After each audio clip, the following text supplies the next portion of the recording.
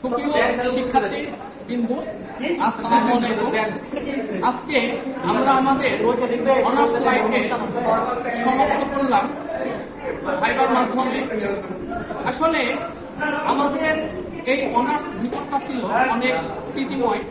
আমরা অনেকের সাথে মিশেছি, বন্ধুত্ব করেছি। সেই কারণে আজকের এই দিনটা অনেক বেদনাদায়ক।